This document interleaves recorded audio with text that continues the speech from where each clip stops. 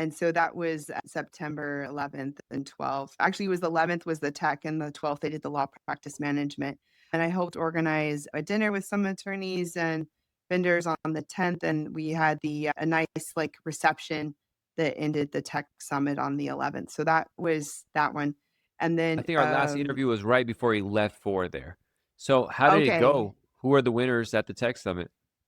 the spotlight, everyone's a winner, but we had about 8 companies that were recognized, everything from like Querius, which is a client intelligence communication mechanism to when you're having consultations, to Next Risen, to about with bots and social media, to Unfold. There was various ones, and we have that list on the ALO website from that conference. But it was great to see all that innovation. In fact, even a company that I had helped give advice for, but I didn't realize had did a demo. It was quite fascinating. It was just exciting to see everyone, all the different vendors and people getting more excited about AI.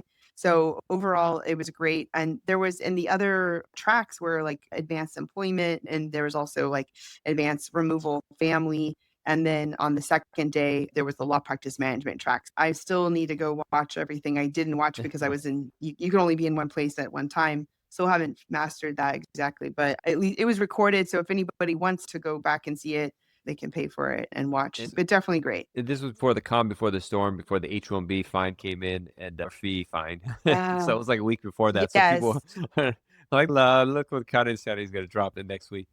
So you went there. What happened after the tech conference or the A-Lab? So that was really great. And then I think I had some breathing room. And then soon after, I went to Charleston, South Carolina for Case Status had their CX Summit.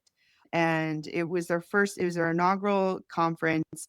So Case Status is similar in like the HONA in the respect of the client experience software. And so what that means is sometimes people consider it like the pizza tracker of legal experiences. So what they do is they're an add-on to your case management software, and some of them have like most of them have portals. And what they're trying to do is create a better client experience, like notifying the client what's going on. It's a portal of a way to communicate. So I don't know exactly about the functionality of both the two, but for case status, they've really been focusing on that client experience. And so the idea is that you can have the no update or the update of what's going on, and they also came out with a report. It was really fascinating.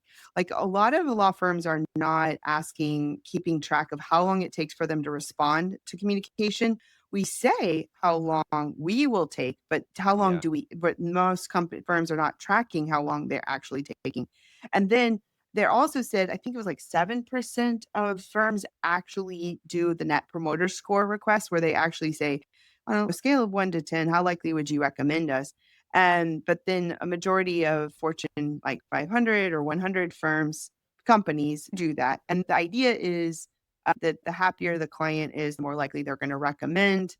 And then that referral business it's awesome. It's gravy. And so the, that I enjoyed that conference because it was in a place I'd never been at a conference before.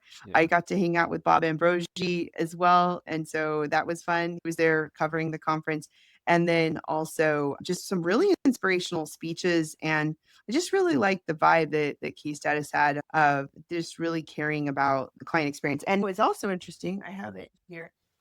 Oh. Andy Sievers, the CEO, wrote this book called Future Firm, Fossil Firm. So I'm still getting through that. I'm going to have him on my podcast, but it's a lot about the client experience and leveraging technology to improve. So those are some of my big takeaways from that conference.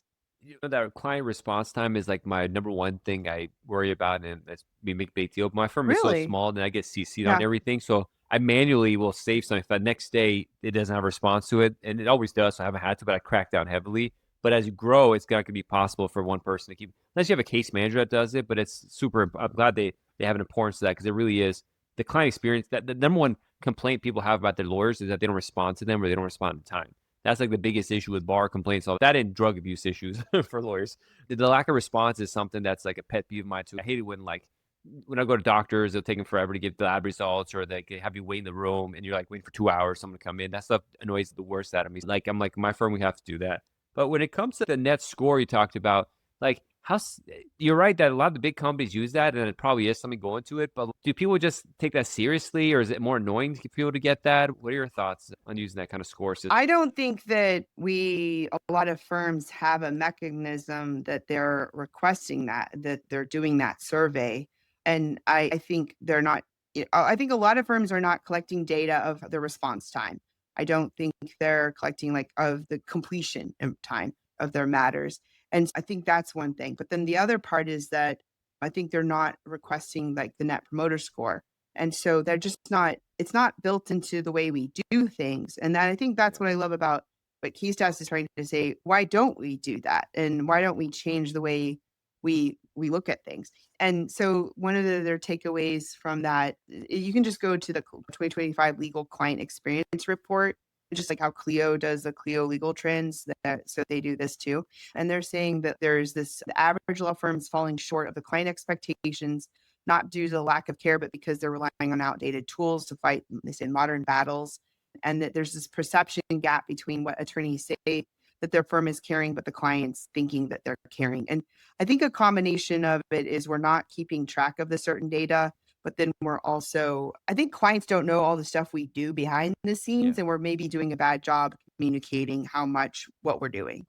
If we're quiet, they think we're not doing anything, but we Yeah. still could be doing stuff behind the We scenes. We had are. Yeah, we had the tech summit for ALA at the fall conference in Boston. hmm And so that was September 11th and 12th. Actually, it was the 11th was the tech and the 12th they did the law practice management.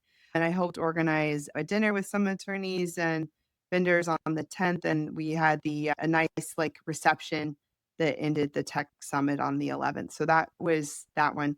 And I then think our last interview was right before he left for there. So how did it okay, go? Who are the winners at the tech summit? the spotlight, everyone's a winner, but we had about 8 companies that were recognized, everything from like Querius, which is a client intelligence communication mechanism to when you're having consultations, to Next Risen, to about with bots and social media, to Unfold. There was various ones, and we have that list on the ALO website from that conference. But it was great to see all that innovation. In fact, even a company that I had helped give advice for, but I didn't realize had did a demo. It was quite fascinating. It was just exciting to see everyone, all the different vendors and people getting more excited about AI. So overall, it was great. And there was in the other tracks were like advanced employment, and there was also like advanced removal family.